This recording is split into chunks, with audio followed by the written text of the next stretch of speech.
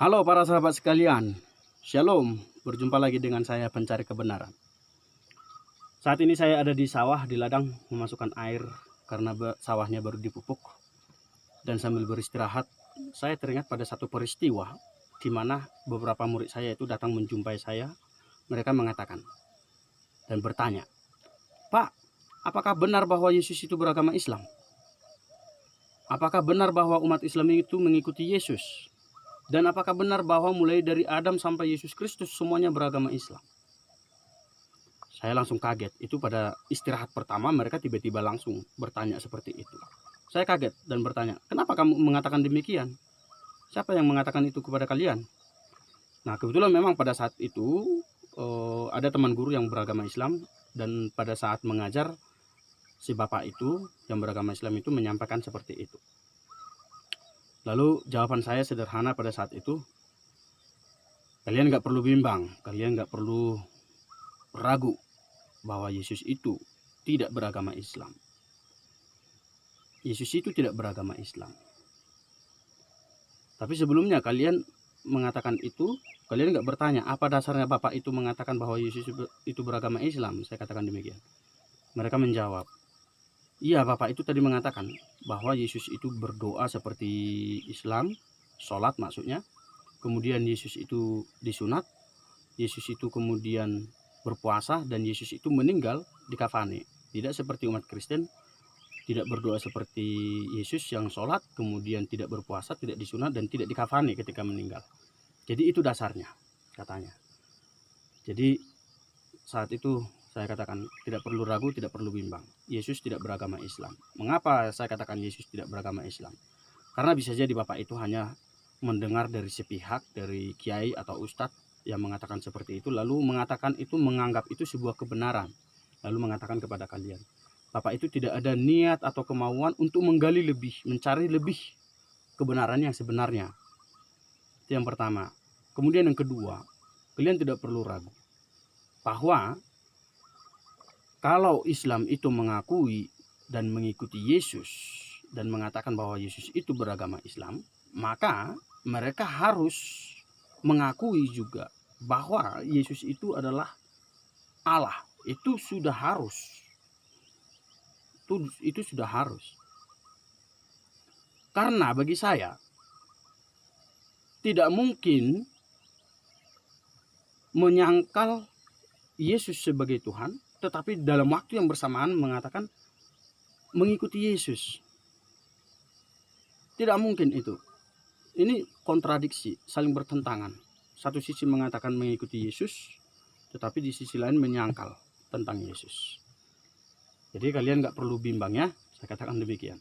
Nah, jadi kali ini juga saya ingin mengatakan pada para sahabat, saya ingin membahas panjang lebar tentang video ini terkait tentang kenabian, tentang keislaman para nabi, dan termasuk juga Yesus yang dikatakan beragama Islam. Tetapi berhubung karena waktunya sangat mepet, waktu saya sangat singkat, saya di bagian awal video ini ingin mengatakan kepada kalian semua, para sahabat sekalian, bahwa untuk mengetahui sesuatu hal terkait dengan kebenaran iman di dalam sebuah agama, kita harus mengetahui aspek historisitas.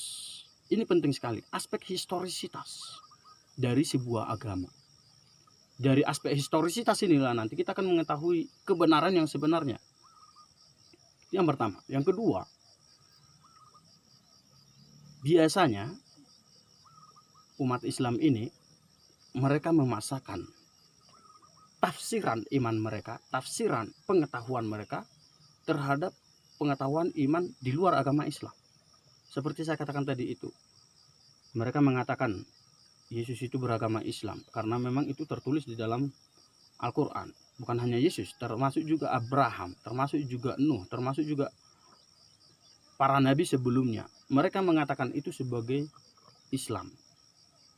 Mereka adalah Islam, para nabi. Nah, karena memang itu termuat di dalam Al-Quran, lalu mereka menafsirkan itu dan memaksakan tafsiran mereka terhadap kepercayaan agama lain, dalam hal ini agama Kristen. Kemudian yang ketiga, biasanya umat Islam ini kalau ada sesuatu yang tidak pas, yang tidak sesuai yang mereka anggap itu tidak benar, jawaban mereka sederhana. Jawaban mereka itu mengatakan bahwa kitab suci itu sudah dipalsukan. Kitab suci itu palsu. Itu jawaban mereka pada umumnya. Nah, sebenarnya saya ingin membahas ini sekali lagi para sahabat, tapi karena ini waktunya sudah sangat mepet sekali, saya harus kerja. Maka saya menemukan satu video yang sangat luar biasa dari Bapak Dr. Bambang Nursena yang menjelaskan hal ini secara lengkap, secara detail, secara ilmiah, secara akademis, bukan muluk-muluk. Tetapi sebelum menunjukkan jawaban ini, menampilkan video ini kepada para sahabat sekalian, ternyata apa yang ditanyakan oleh para murid saya tadi itu juga memang benar, itu diyakini oleh umat Islam, dan itu terbukti di dalam sebuah video dari salah seorang ustadz bernama Ustadz Adi Hidayat. Di dalam videonya itu dia membenarkan bahwa semua nabi itu beragama Islam. Nah, silakan para sahabat menyaksikan video ini secara lengkap, jangan diputus-putus. Sebarkan video ini, karena banyak sekali di antara umat Kristen yang masih bimbang, yang masih ragu akan keimanan mereka, apalagi dengan hal-hal yang seperti ini. Maka silahkan dibagikan, silahkan yang paling utama juga subscribe video ini, dukung video ini untuk kebaikan kita bersama, agar kebenaran iman akan Kristus itu semakin nyata di dalam kehidupan kita, semakin tersebar ke seluruh dunia. Selamat menikmati video selanjutnya. Saya lanjut kerja dulu. Berkat Allah senantiasa berlimpah kepada kita. Shalom. Nabi Ibrahim Islam bukan? Islam. Makanya ketika beliau kemudian tumbuh, kata Allah, kamu ini muslim, aslim. Ketika Rabbnya mengatakan, mengkonfirmasi kepadanya, supaya nanti pengikutnya tidak ada yang salah memahami, mengatakan Ibrahim Yahudi, mengatakan Ibrahim Nasrani, mengatakan Ibrahim ABC dan sebagainya. Ini ada buktinya. Kata Allah, saya tanyakan pada Ibrahim langsung. Ditanyakan langsung pada orangnya, Ibrahim aslim, kamu Islam bukan? Aslim, masuk Islam ya? Qala aslamtu li rabbil alamin. Ya Allah, saya ini muslim, saya Islam, agama saya Islam, saya muslim, saya berislam pada Rabb pencipta seluruh alam. Jadi kalau ada orang mengatakan, Ibrahim itu Yahudi, Ibrahim aja bilang saya muslim, kamu dapat info dari mana? Kamu pasti kebanyakan nonton yang tidak benar. Paham ya? Jelas sampai sini? Ini nanti ada keterangan. Nah, kemudian bagaimana dengan keturunannya? Yakub, Yusuf dan sebagainya, muslim. Mereka mengatakan kami ikut bapak kami sebelumnya. Jadi saya ingin pastikan dulu, lihat baik-baik. Nabi Muhammad Islam, Nabi Nuh Islam, Nabi Ibrahim Islam, tidak muncul kan? Baik. Kalau begitu keturunannya dari Nabi Nuh alaihissalam geser ke Sayyidah Sarah, melahirkan kemudian Ishak. Ishak Islam, Nuh turun terus sampai ke Ibrahim. Ibrahim nikah dengan Sayyidah Sarah. Saya koreksi, Ibrahim dengan Sayyidah Sarah melahirkan Ishak. Ishak Islam. Yakub Islam. Dari Ishak kan turun Yakub. Kata Yakub, saya ikut bapak saya Islam, berarti Ishak Islam. Yakub turun Yusuf Islam. Turun ke bawah ada Musa, ada Daud, ada Sulaiman. Islam karena keturunan ke atas.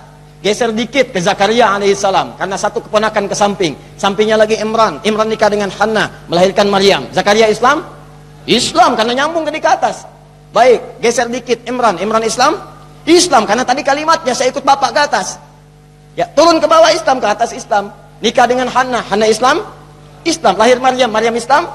Maryam Bunda Maria Islam karena tadi keturunannya naik ke atas ke bawah Islam. Menurunkan Isa alaihissalam, Al-Masih Yesus Islam. Bahkan beliau sendiri mengatakan, Quran surah 19 ayat 31 sampai 33, wassalamu alayya yauma wulidtu wa yauma amutu wa yauma ub'atsu hayya. Saya tegaskan, saya muslim, Tuhan saya Allah, saya dijamin oleh Allah keselamatan dunia, alam kubur, akhirat. Persis bahasa yang sama. Wassalamu alayya yauma wulidtu wa yauma amutu wa yauma ub'atsu hayya. Ya, ketika beliau menunaikan salat, kata Allah beliau salat. Silakan baca, lihat ayatnya. Beliau sholat, beliau mengeluarkan zakat, bakti pada orang tua, dan beliau katakan saya dijamin keselamatan di 3 alam oleh Allah ketika saya berislam. Nabi Muhammad Islam. Jadi maksud saya ingin tegaskan dulu di awal bahwa ketika semua jalurnya sama, ini menunjukkan risalah saya sama, Islam. Sampai sini jelas? There is a question, is the attitude of Islam to history, and in fact what we find, the basic attitude is that all history is in fact an Islamic history. That means that all the major figures of history basically are Muslims, from Adam down to our own time. So if the Jews or the Christians are demanding something and basing it on the fact that there was a king called Solomon, or a king called David, or a prophet called Moses, or Jesus, then of course what they are doing, they're saying something which is not true, or in fact they don't know that all these figures were basically Muslim figures. They were, in fact, since the creation of the world there is only one religion, and this is the religion of Islam. So if anybody says, look, there is a place which is connected with Solomon, and that's the place where the Temple of Solomon stood, a true Muslim would tell you, yes, absolutely right, but don't forget that Solomon was a Muslim, and David was a Muslim, and Abraham was a Muslim, and Isaac was a Muslim, and Jesus was a Muslim. And this is what I mean by the Islamization of history. And you can understand that through Islamization of history, you've got Islamization of geography. Anywhere which was connected with these people, or with these prophets, which were all Muslims, becomes a Muslim territory. And therefore, when Islam was not in that area before Muhammad came to it, but it should have been there. In that area, I mean in the Middle East or other parts outside the Middle East, which are now Muslim parts. Any place like this had to be freed, not to be conquered, had to be liberated. So Islam appeared in history in the time of Muhammad, or reappeared in history from their point of view, reappeared in history as a liberator. And therefore there is no Islamic occupation. If somebody occupied anything, it would be always somebody else, not the Muslims. So there is no Islamic occupation, there is only Islamic liberation. Baru-baru ini media sosial dihebohkan oleh ceramah dari Profesor Moshe Sharon dari Hebrew University yang terkenal itu, yang intinya bahwa sang profesor mengatakan bahwa mulai dari penciptaan dunia dari zaman Adam dan Hawa sampai zaman kita hanya ada satu agama, yaitu agama Islam. Padahal sebenarnya saudara-saudara, yang dimaksudkan oleh Profesor Moshe Sharon itu adalah dia coba mengajak pada pembacanya, tentu adalah orang Yahudi, untuk memahami bagaimana Islam melegitimasi penaklukan dalam sepanjang sejarah terhadap wilayah di Timur Tengah dan di wilayah lain dengan argumentasi teologis. Artinya dari islamisasi sejarah menjadi legitimasi bagi islamisasi geografi atau islamisasi wilayah. Yang dimaksudkan oleh Profesor Sharon itu sesungguhnya beliau sedang menjelaskan pandangan teologis Islam tentang agama dari perspektif Al-Quran, dari perspektif Islam sendiri, bahwa semua nabi-nabi itu dianggap Islam, mulai dari zaman Adam sampai Abraham, Ishak, Yakub, Musa, Yesus, semuanya adalah Islam. Nah, dengan islamisasi tokoh-tokoh ini, termasuk sejarah dari para tokoh itu, maka kalau Islam menaklukkan suatu wilayah dan pemilik wilayah itu katakanlah misalnya Yahudi yang berasal dari Musa, bahwa ini adalah wilayah kami, orang Israel. Bukankah masjid ini didirikan oleh Nabi Daud? Dan Nabi Daud adalah nabinya umat Islam. Bukankah Baitul Maqdis ini didirikan oleh Raja Sulaiman? atau Raja Salomo, dan Raja Salomo adalah seorang Muslim. Maka dari Islamisasi sejarah ini dibenarkan, dilegitimasi Islamisasi wilayah. Dan itu yang terjadi dalam sepanjang sejarah Islam. Tatkala Nabi Muhammad dengan 10.000 pasukannya menduduki kota Mekah tanpa perlawanan, maka peristiwa itu disebut Fatku Makkah, pembukaan Mekah, pembebasan Mekah. Begitu juga ada seorang penulis Muslim, sejarawan Muslim yang hidup pada masa dinasti Abbasiyah, namanya adalah Yahya Al-Baladuri. Yahya Al-Baladuri itu menulis buku yang berjudul Futuh Al-Buldan, yaitu pembukaan bangsa-bangsa, pembukaan wilayah-wilayah negara lain. Itu disebut sebagai pembebasan. Maka tidak ada penjajahan Islam, yang ada adalah pembebasan Islam. Begitu kira-kira inti dari ceramah Profesor Sarun. Nah, sekarang saudara-saudara, sebetulnya ada 3 hal untuk mengurai benang kusut tentang klaim wilayah, tentang bahkan sekarang sengketa Israel-Palestina, yang semuanya itu apabila diberikan legitimasi teologis maka akan menjadi kacau, akan menjadi sulit. Ada 3 hal yang bisa kita urai. Yang pertama adalah pengaburan antara aspek normativitas agama dan historisitas agama. Yang kedua adalah mengukur agama orang lain dari ukuran agama kita. Artinya dalam hal ini mengukur teologi agama lain, keyakinan agama lain dari perspektif Islam. Dan yang ketiga, ketika kita membayangkan sesuatu yang ideal dari agama lain itu tidak cocok dengan iman kita atau agama kita, maka selanjutnya adalah ada tuduhan pemalsuan kitab-kitab suci agama-agama lain dulu. Kita akan membahas dulu yang pertama, pengaburan antara normativitas dan historisitas agama. Biasanya saudara-saudara Muslim percaya bahwa Nabi dan Rasul yang dikenal namanya dalam Al-Quran itu ada 25 Nabi. Mulai dari Nabi Adam, Idris, Hud, Nuh, sampai Ibrahim, Ismail, Ishak, sampai Zakaria, Isa, dan Muhammad Sallallahu Alaihi Wasallam. Tetapi sesungguhnya tradisi Islam itu mempercayai bahwa sebenarnya ada lebih daripada sekedar 25 nabi dan rasul. Ada 124.000 nabi yang tidak disebutkan namanya, dan ada 313 rasul yang tidak disebutkan namanya. Dengan demikian, apabila di Al-Quran tidak ada nama Nabi Yesaya, Nabi Yeremia, Nabi Daniel, maka itu Nabi Islam juga. Makanya di Alexandria, Mesir ada Masjid Nabi Daniel.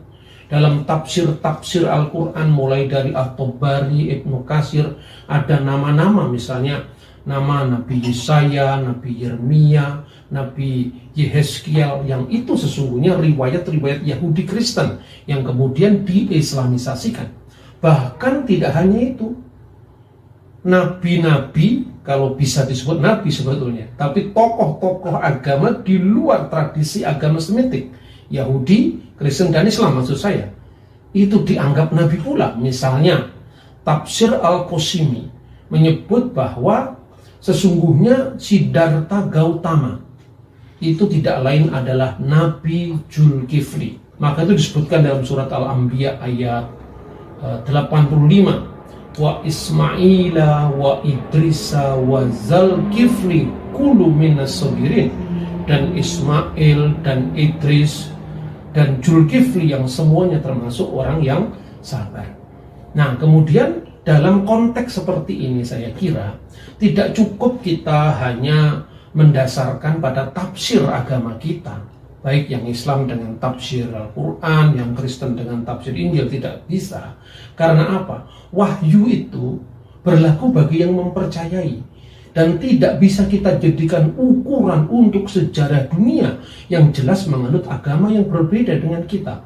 Misalnya, tatkala seorang mengidentifikasi Ibrahim itu seorang muslim, tidak cukup kita hanya membaca ayat Al-Quran. Misalnya di dalam surat Al-Baqarah ayat 131, dan berfirmanlah kepadanya Tuhannya, aslim, Islamlah, taatlah.